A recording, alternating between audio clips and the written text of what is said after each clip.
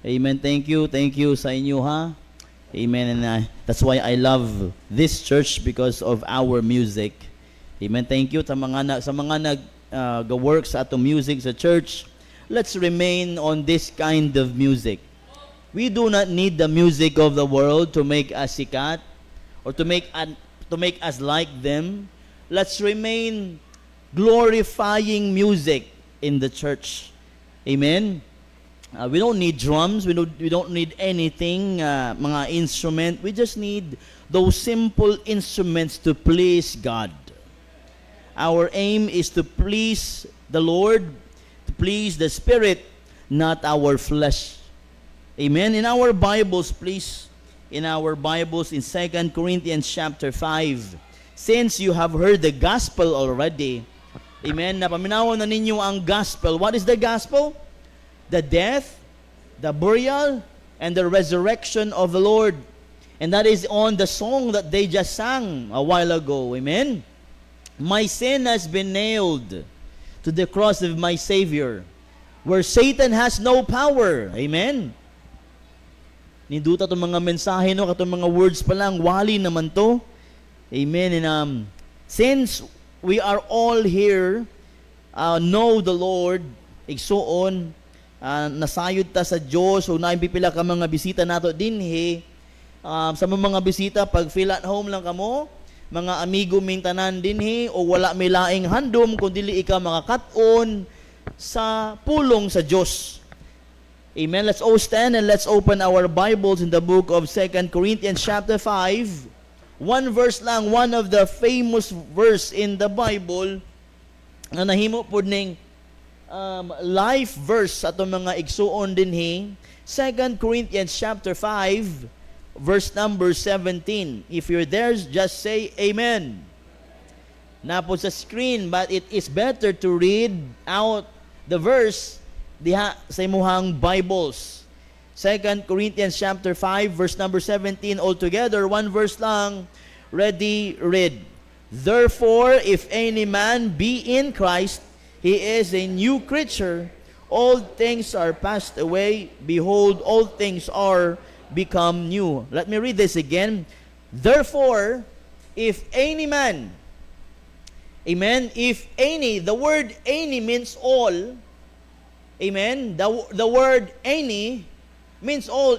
Therefore, if any man be in Christ, that is a place. In Christ's place. In Christ.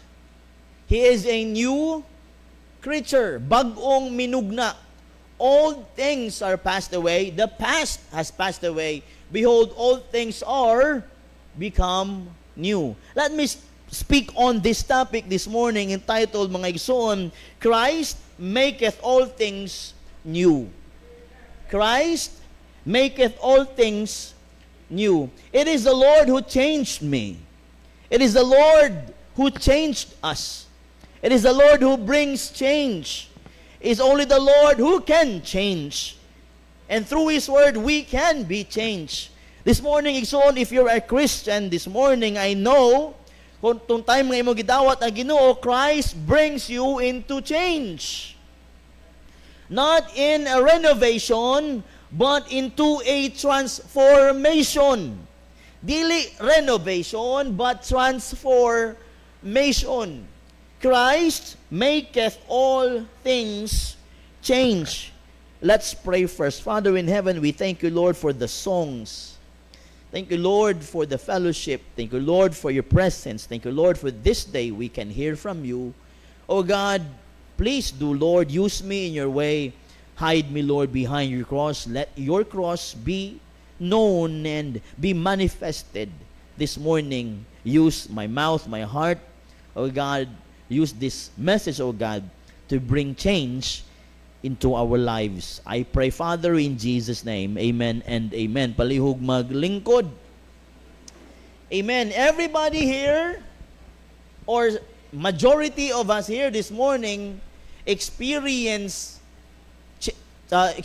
Christ. Amen. Wala ako nagatuo karon igsuon nga wala ka kaila kang Kristo. You know Christ. Some of us know Christ in the head, but haven't Christ in the heart. Daga sa ato dili karon naa si Kristo sa hunahuna pero wala sa kasing-kasing. Daghan na kaila pero wala kadawat. Daghan na hibalo pero wa nagtuon. Daghan na kadungog siya pangalan pero wala naghatag kusog og oras para hibawon. This morning igsuon, if you know Christ, kung nasayod ka na kaila ka kang Kristo, igsuon o gidawat nimo siya bilang imong personal nga manluluwas, I know igsuon for 100% that God, that you feel the Lord Jesus Christ changing you as you are. Ginabag-o ka sa Ginoo. The Bible says, atong gibasa, therefore, it is a conclusion given by the Apostle Paul. It is a conclusion given by the Apostle Paul that once a sinner accepted Christ as his Lord and Savior, the Lord Christ will change him not to renovate him, but to transform him into the image of Christ. See, the world is full of things that need repair. Ang kalibutan na puno sa mga bagay-bagay nga kinahanglan ayuhon. One of the things in the world or in the Philippines, amen, sa tong team sa Pilipinas gani katong sa ato ang culture sa gawas, Philippines to tour.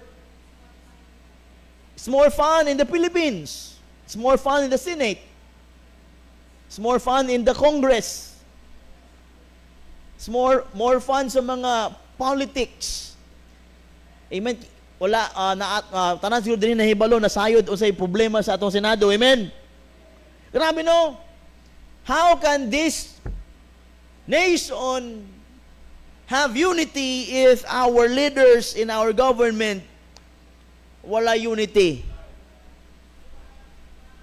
How can nation mag-follow sa leader if leaders are the ones who brings chaos into the nation?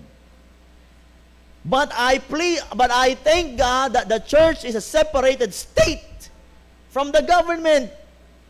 Mas maayo na lang nga separata sa government mga igsuon kay we Christians should pray for our nation to unite again, to have peace in the nation again. The world is full of things that need repair. Broken homes, broken lives, broken hearts, broken dreams, broken homes, broken nose, broken nga mga bagay-bagay sa balay that needs repairs.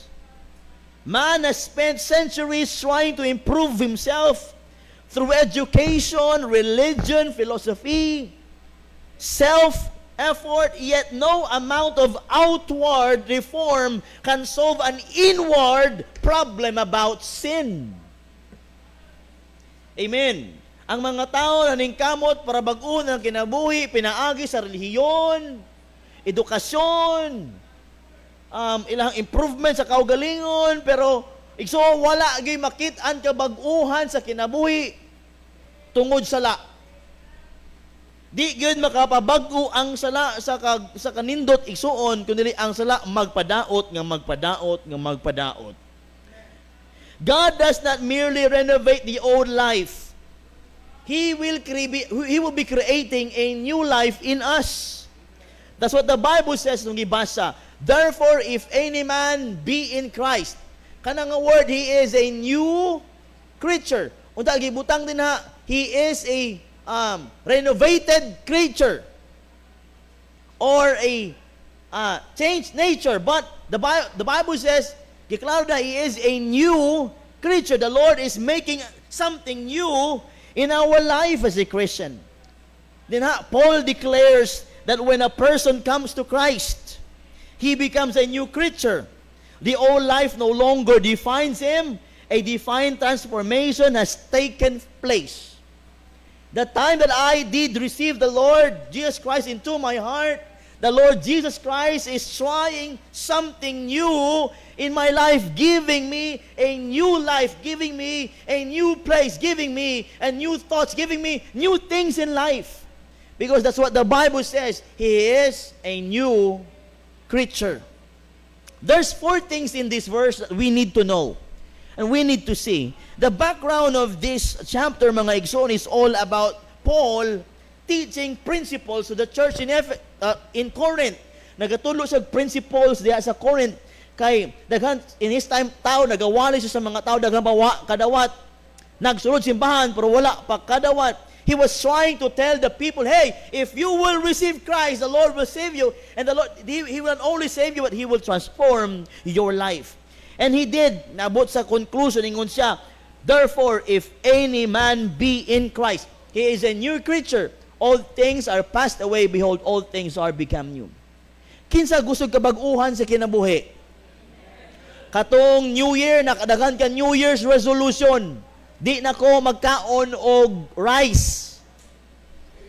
Pero nagsigig only rice.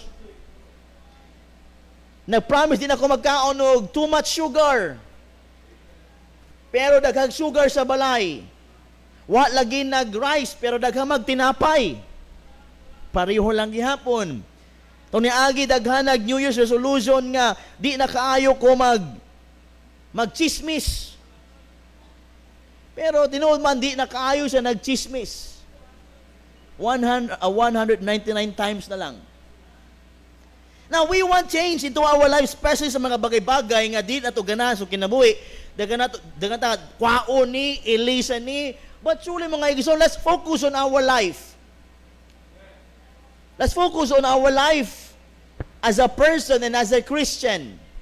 If we need change, if we want to change the things in our life, we have to change itong mga things nga gusto ni Christ. Amen.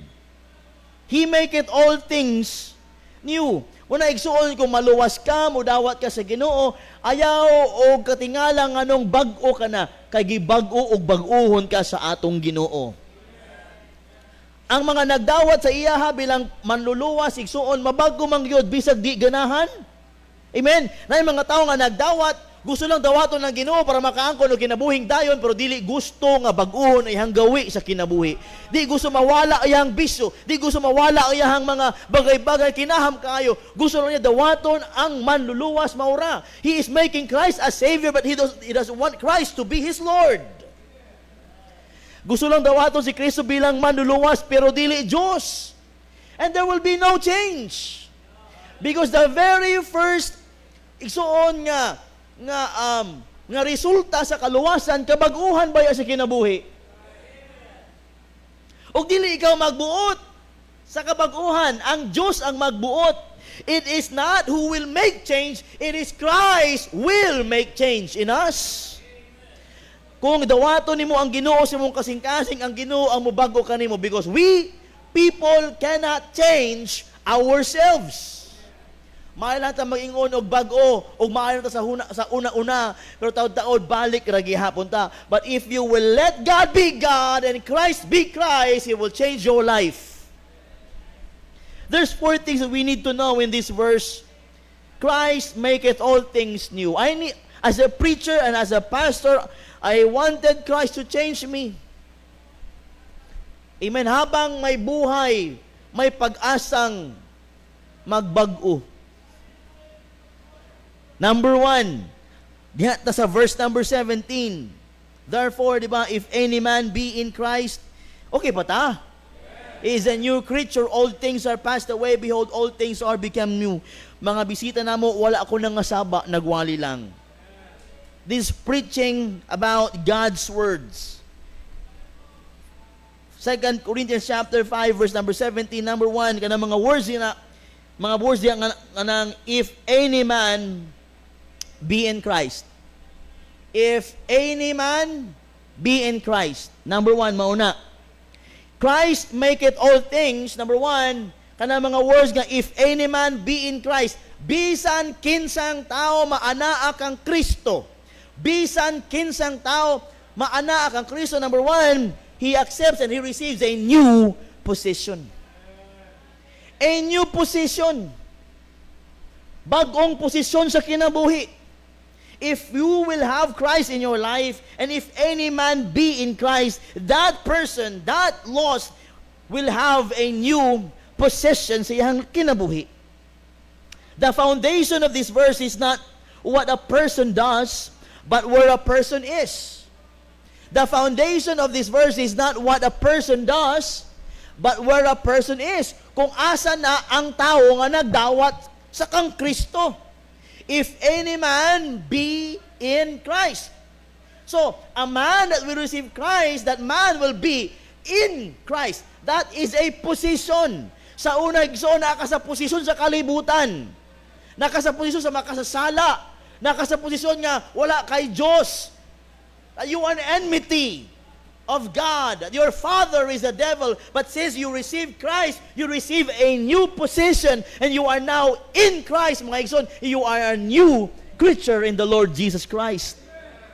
O igsoon, Christ make it all things new. And the day we get saved, the day we receive the Lord, we obtain a new position in Christ. Ninduta no, naa ka sa dautan, karon pagdawat nimo sa Ginoo, naa ka na kang Kristo, a new position. Aren't you glad, church, that you are in the church now?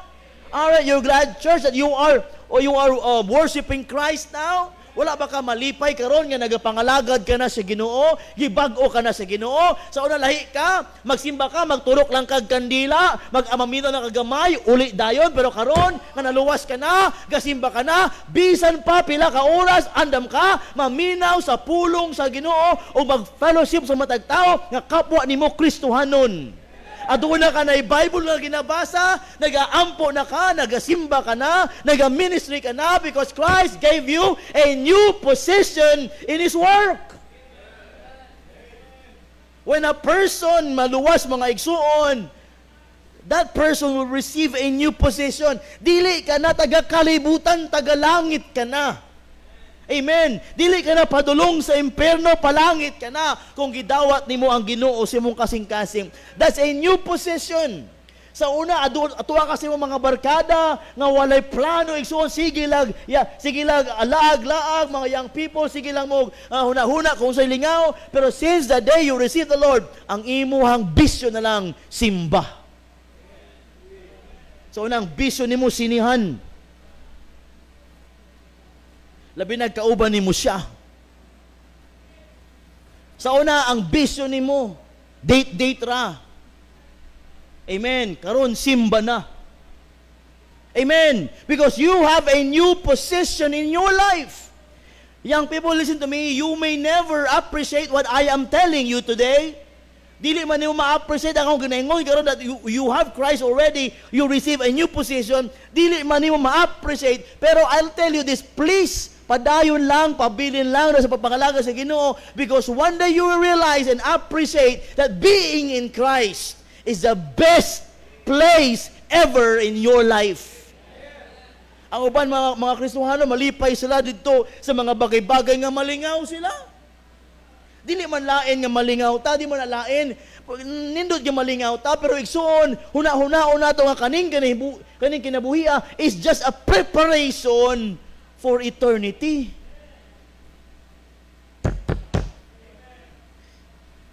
Igsuon kaning atong kinabuhi karon is just a preparation for eternity. Kay usa ka adlaw mawala ka sa imong lawas ba? Kanang imong ginaampingan nga nawong, ginaampingan nga mga kilay, ginaampingan nga mga pilok, ginaampingan nga mga kutis, ginaampingan nga mga kilikili. Usa ka adlaw mawala na.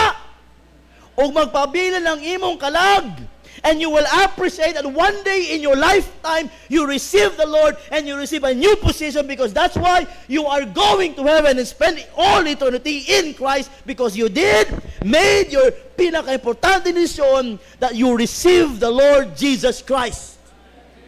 You have now a new position in Him and not a position in hell. Amen. The gospel offers something far greater than self-improvement, and that is what? Salvation. Romans 8:1, the Bible says, please on the screen, Romans 8:1. There is therefore now no condemnation to them. Who's them? The one who receives Christ, which are in Christ Jesus, who walk not after the flesh, but after the Spirit. Siya nga nagdawat kang Kristo, wala na diya siyang mga kaunuran na sa Espiritu sa atong Ginoo. Di na malaglag, di na makondem, kundi maadto nagkalangitan uban sa atong Ginoo. Everything changes because our standing before God changes.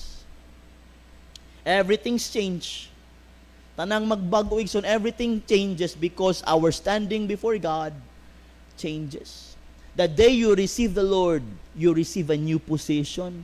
Malipay ka mga lagad sa Ginoo, oy, di ka maguol. Di ka magduha-duha sa pagpangalagad. Ano mo dahi, kung kinsa man ka aning kalibutan na, o doktor man ka, nurse ka man, engineer man ka, o professional man ka, o negosyante man ka aning kinabuhi, pero pantay-pantay ta mangadto sa yuta. Malubong sa yuta. Pantay-pantay ta mga matay tanan. Mga matay man lang ta, mga lagad na lang ta sa Diyos. Muabot ang kamatayon sa imong kinabuhi, ayaw gyud kamahay igsuon. Kay naay taghadag ang Ginoong tsansa kanimo nga mga lagad kaniya, pero wa ka mitubag siyang panawagan. Igsuon mga matay man tang tanan, mas maayo nang nangalagad na ta sa Ginoo karon. Everybody will die, and the best thing sa tao nga nangalaga sa Ginoo, yes, our body will die, but our deeds in the Lord will never die. Amen. Ang mga experiences in the Lord, dili good mawala. Christianity is not merely following Christ, it is being placed in Christ.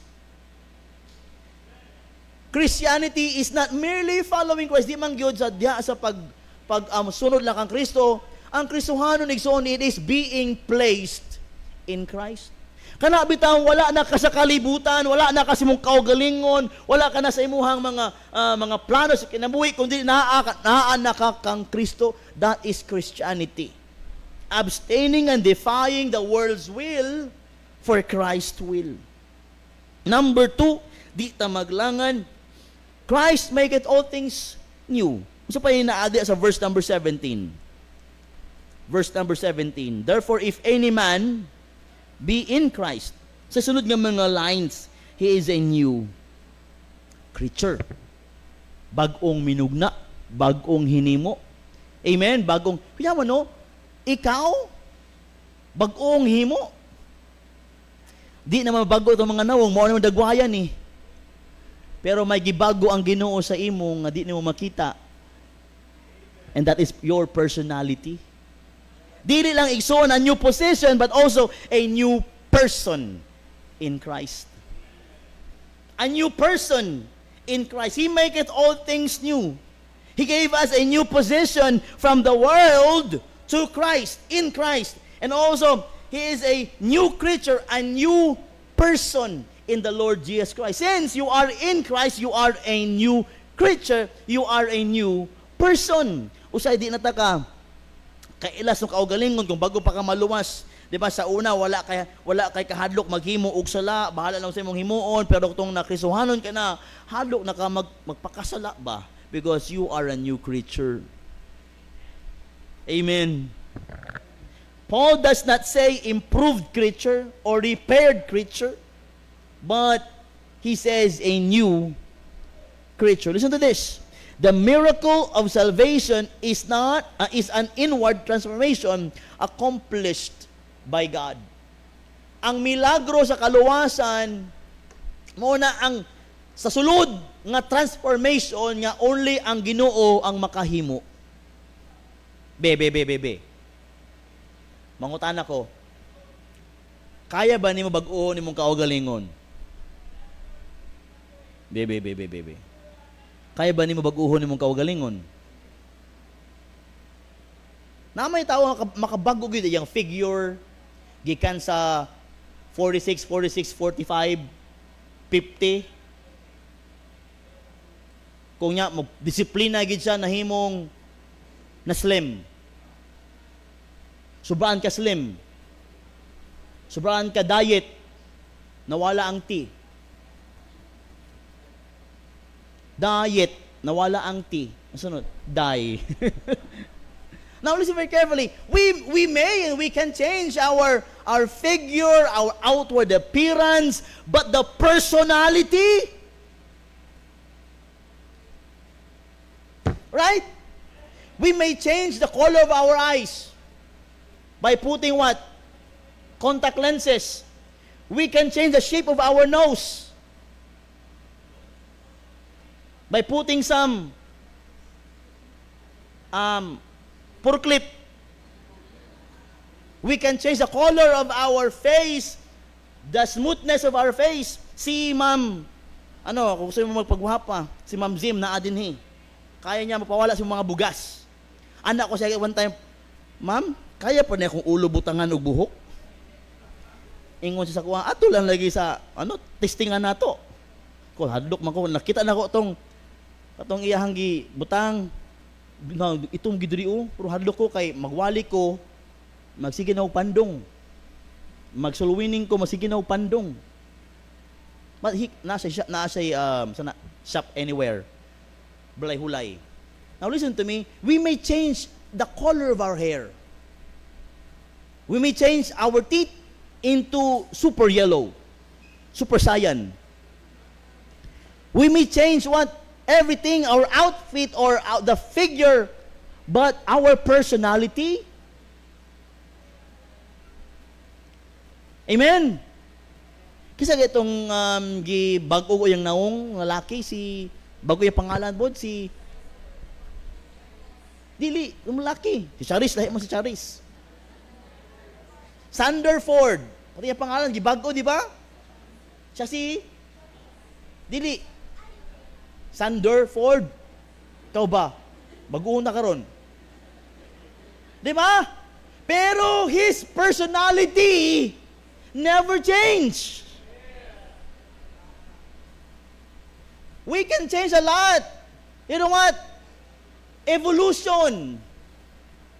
I never believe sa evolution ni Charles Darwin, but I believe sa evolution sa tuwang mga nawong. Mag-evolve ang atong mga nawong kung wa kay himuon, igsuon ma-evolve. So na ingon sa evolution nawong kag gikan ta sa unggoy, pero di ko mo to kay uban nawong magkabayo. Di ba? The evolution of our body. Sa una, hamison pa, gwapahon pa, maabot ang mga tag 30, 40, 50, dagan na mga lines, mga kunot. Kagabi, nag-celebrate og 70th birthday ang mama ni Princess. Ngayon ko, nagwali ko dito, growing old is a blessing. Having lines is a blessing. Amen. To be old is a blessing. Pero, lawas lang ang gabago, pero dili ang atong kasing-kasing. Igsoon paminaw ani, we may change our outward appearance, but it's hard to change our personality. Only Christ can make change or make us new, because Christ can make new person in us. Amen. He does not say, ingon ni Pablo, a repaired creature, but a new creature. John chapter 3 verse number 3, Jesus answered and said unto him, Verily, verily, I say unto thee, except a man be born again, he cannot see the kingdom of God. From a person going to hell to a person going to heaven. From a person nga wala gyud nakabalo paano pangalagaran o paano simbahon ng Ginoo, to a personality igsuon nga wala laing simbahon o kalagaran kung ang Ginoo na lang jud. A new person in us that only Christ can change. Amen. Okay pa ta? A new person. The day I got saved, the Lord changed my personality. As I grow old, mga igsuon, gitagaan ko sa Ginoo, taas kayong pasensya. So napikon kayo ko. Grabe ka pikon, dali kay masuko. Pero nga nagdako, nagdako, dili man nagdako. Oh, lain naman nagdako no kay tambok ba? Nag-add ang mga years, so on, the Lord changes my personality. Not to be pareho sa kalibutan, but to be like Christ. Kita na mo caterpillar, dili sapatos, katong caterpillar ba? Kasi kita bintot-bintot nga ulod yun ang imong anaon niya ana bintot kinsay pala utot nya motulo sa imo ay ikaw pala utot tamo na a worm than a caterpillar, di ba? A caterpillar becoming a butterfly is more than improvement, it is a transformation. Dili na caterpillar, but now naanay mga pakpak as what? A caterpillar becoming butterfly is more than improvement. It is transformation. Ingana ang Kristohanong maanaa kang Kristo. New position and new person. And number 3, katong sumpay lang, simpleng mensahe karon nga buntag igsoon, verse number 17. A new creature, and next nga lines, all things are passed away. Amen? All things are passed away. Or number 3, di lang new position, di lang new person, but a new past. A new past. Ngayon, ingon diha, all things are passed away. Ang mga dating mga bagay na nga wala na. And the Lord is giving us a new past. The day you get saved, paminaw, the day we get saved, sa adlaw ng kaluwasan, pagkaugma na natay usa ka adlaw nga new past. Because the old time, dating Louis, nga gipasaylo sa Ginoo, giluwas sa Ginoo, ang past ato gipala na. That's why mga igsoon, magmatngon ta, mangandam ta, kay dili na baya hukman ang atong past as a sinful person. But the Lord will what? Judge the time, the day we get saved, until the day we die. Minaw mo? Di naman ta mag-ato great white throne judgment. Dito naman ta sa what? Judgment seat of Christ. Tanang mga luwas hukman dito sa judgment seat of Christ. Di na ta hukman sa mga dating hinimuan tong wa pa maluwas, but hukman ta sa mga bagay-bagay nga atong gihimo after tang maluwas. That's why mga igsoon magmatata. Ayon na pag kinabuhi sa dating kinabuhi. Magkinabuhi ka na mga igsoon sa umpisa atong time nga naluwas ka, kay didto ka hukman sa Dios kung giunsa nimo siya pangalagaran. A new past. I got saved when I was 13 years old. 12 or 13 years old. From that time on, mo na ako ang new past. Di lang tong 11, hantod nag 1 years old ko. But since the day I got saved when I was 12 years old, hangtod karon nga akong edad, amo na ako mga new past, mo to ang hukman sa akong Ginoo. So, kano sa ka na save? You know it. Kano sa mo gidawat ang Ginoo? That's the day, those were the past, a new past nimo in the Lord. A new position, a new person, and a new past. The old life no longer reigns. The guilt, condemnation, and bondage of the past have been dealt with through Christ. Consider these examples. Rahab. Kinsa si Rahab? Rahab the harlot. When he believes in God, she got saved. And she changed. The Lord changed her life.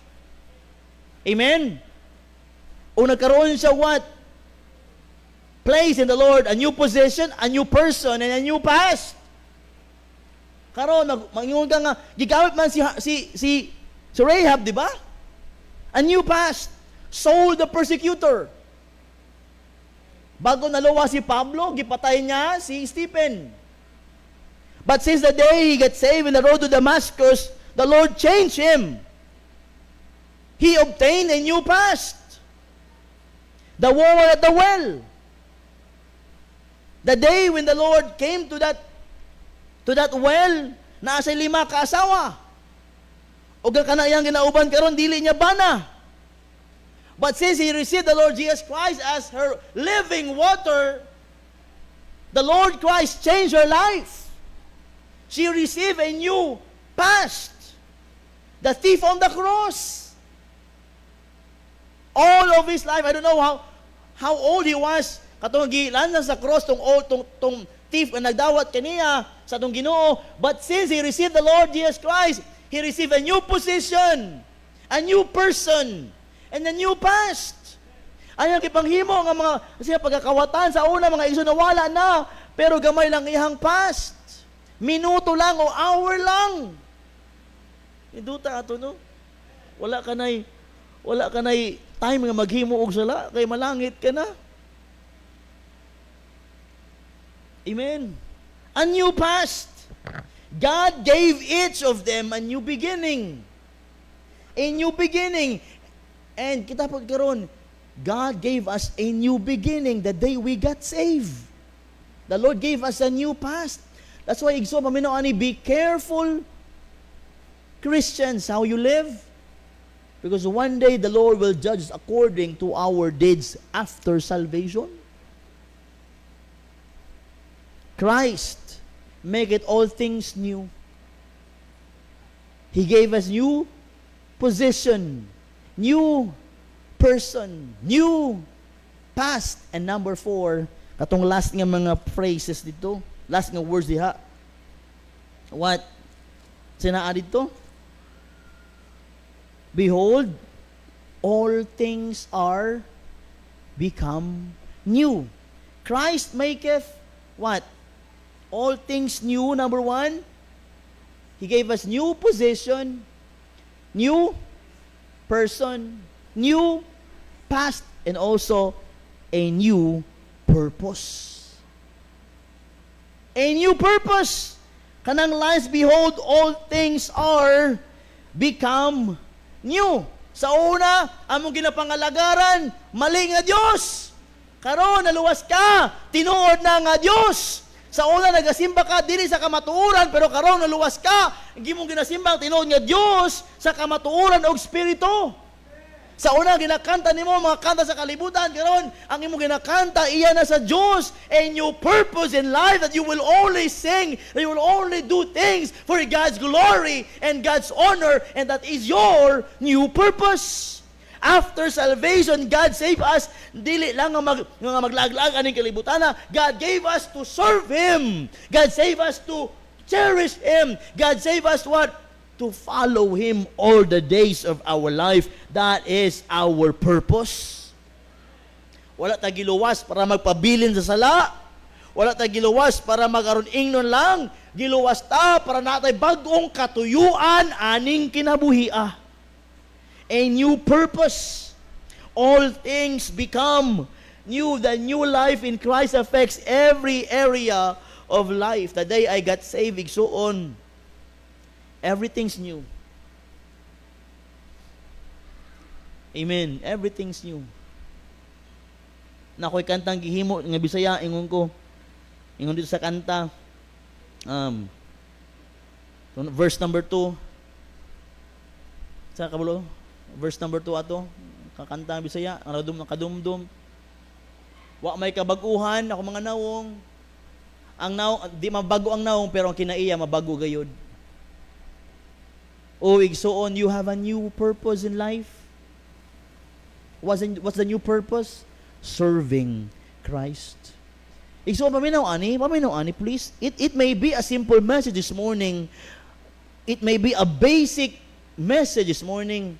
But it's a message that will remind us of who we are in Christ. Kay daghan na sa ato nakalimot kinsa kita atubangan ni Kristo. Ison, kanunay baya kita nakatapak sa kalibutan.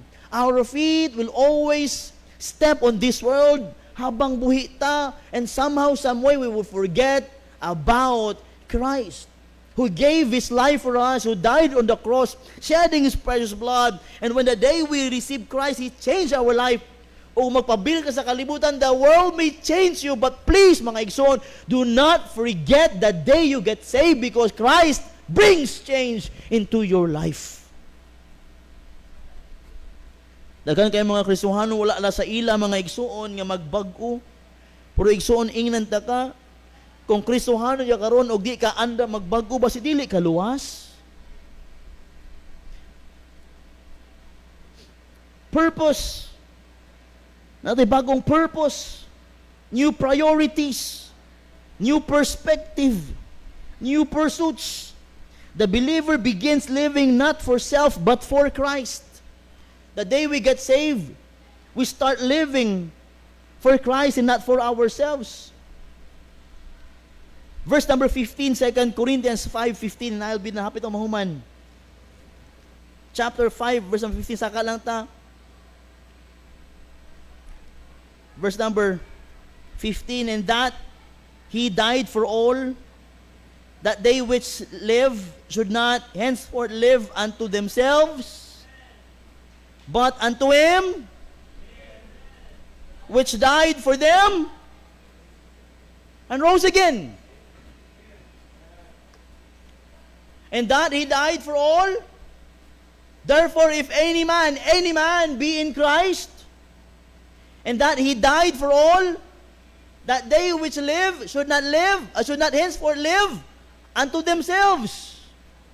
Ikaw nga luwas, dito manginabuhi para sa kaugalingon, but unto Him which died for them and rose again. God saved us to serve Him. God saves us not only from sin, but unto service. Kinsay luwas karong nga buntag, say amen? Did you see the change? Did you see the change that that Christ brought into? If you don't, there's time. You have still time to go back and remember the time when you have accepted the Lord Jesus Christ. A changed life should demonstrate a changed master. A changed life should demonstrate or should show or should exemplify a changed master.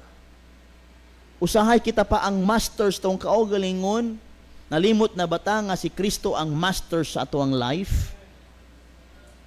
The evidence of a new birth is a new way of living. What?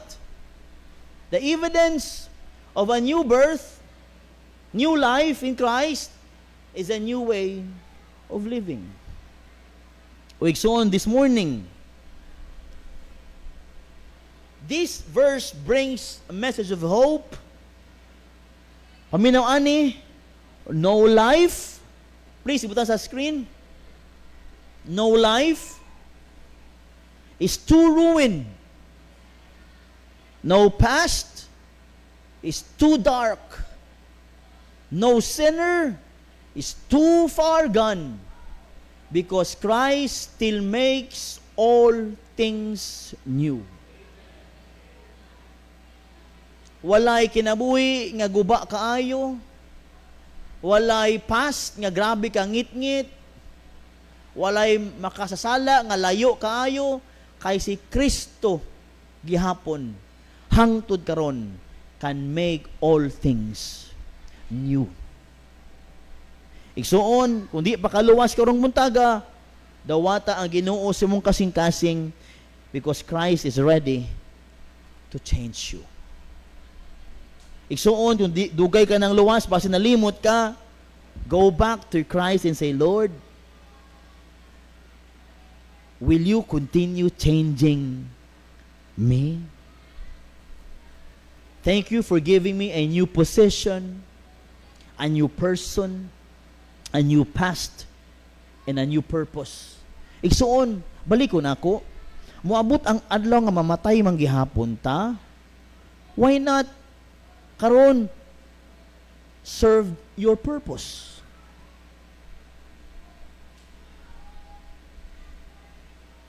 Serve your purpose as a mama, as a papa, as a anak, as a friend. Because God gave us a new purpose. A miracle of salvation gives a new position in Christ. A new person, because a new creature naman. A new past, old things passed away. A new purpose, all things become new. Closing ta, katong under sa closing media. The question is not, have you changed your life? May madalas na ni maman ako. The question is not, have you changed your life? What's the better question? The better question is, has Christ changed your life? Amen? The question is not, have you changed your life? The right question is, has Christ changed your life? Maybe dagan din naluwas many years ago and still wondering, nabag-o ba ko? Nagbag-o ba ko? We cannot change our personality. No. But Christ can. Why don't you submit? Why don't we submit to the power of Christ? Why don't we submit ourselves in the Lord Jesus Christ? Because you know why? Christ maketh all things new. Only Him can change a life anew.